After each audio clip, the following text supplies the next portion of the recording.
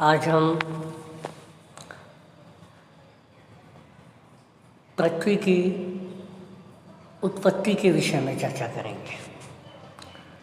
पृथ्वी की उत्पत्ति की बहुत सारी संकल्पनाएं हैं, जैसे एक तारक संकल्पना, दो तारक संकल्पना, बहुतारक संकल्पना। आज मैं सबसे पहले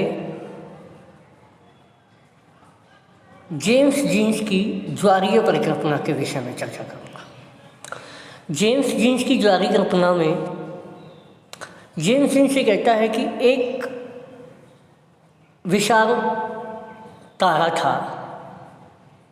जिसका नाम था सूर्य, और एक था साथी तारा। और एक बार ऐसा हुआ कि ये सूर्य उस साथी तारे के पास से गुजरा, और साथी तारे के पास से जब ये गुजर रहा था तो क्योंकि ये साथी तारा सूर्य से बड़ा था, इसलिए इसने साथी तारे ने सूर्य को अपनी ओर आकर्षित किया, और अपनी ओर आकर्षित करने के कारण सूर्य से बहुत अधिक मात्रा में फिलामेंट निकला, और ये फिलामेंट एक ज्वार की तरह ये उसमें से निकला और साथी तारे की ओर बढ़ने लगा। अब देखिएगा, सूर्य से फिलामेंट निकला, साथी तारे की तरफ गया,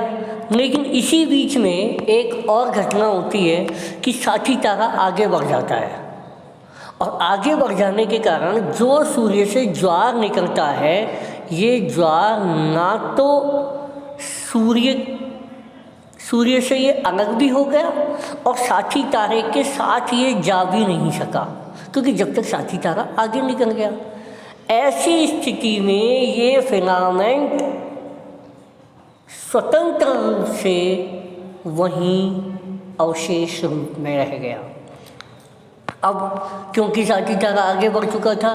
इसलिए ये सूर्य के चारों ओर ही चक्कर लगाने लग गया, और सूर्य के चारों ओर चक्कर लगाने के दौरान इसमें ज्वार के ठंडा होने पर इसमें बहुत सारी गांठों का निर्माण हुआ, और एक एक करके 9 गांठें बनी, जिनके चारों ओर पदार्थों के घनीभवन से 9 ग्रहों का निर्माण हुआ। जेम्स जीन्स यहाँ कहता है क्योंकि ये ज्वार, फिर ये जो फिलामेंट था, ये जो ज्वार था, इस सिगार के आकार का था, और सिगार का आकार बीच में से चौड़ा और दोनों किनारों की तरफ से पतला होता है, इसलिए बीच के जो ग्रह थे वो बड़े बने और दोनों किनारों के जो ग्रह थे वे छोटे बने। और इस तरह से बीच के ग्रह जैसे कि बृहस्पति और शनि, इस तरह के जो ग्रह हैं वे बड़े आकार के हो गए, और बुध, शुक्र जो सूर्य के नज़दीक के ग्रह हैं वे छोटे रह गए। इस तरह जेम्स जीन्स ने सिगार का आकार बता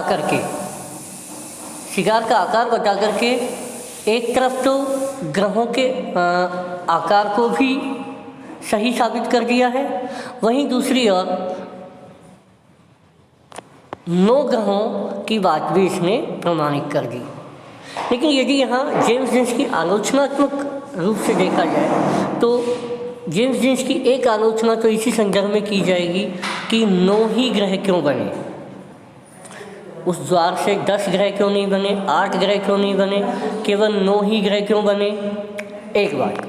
दूसरी चीज़,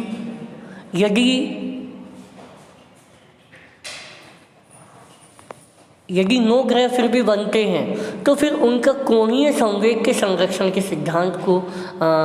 जेम्स जीन्स स्पष्ट नहीं कर पाए। इस प्रकार से जेम्स जीन्स की ज्वारीय संकल्पना बहुत सालों तक प्रमाणिक रही, लेकिन इसके कई आलोचनाएं भी बाद में हुई।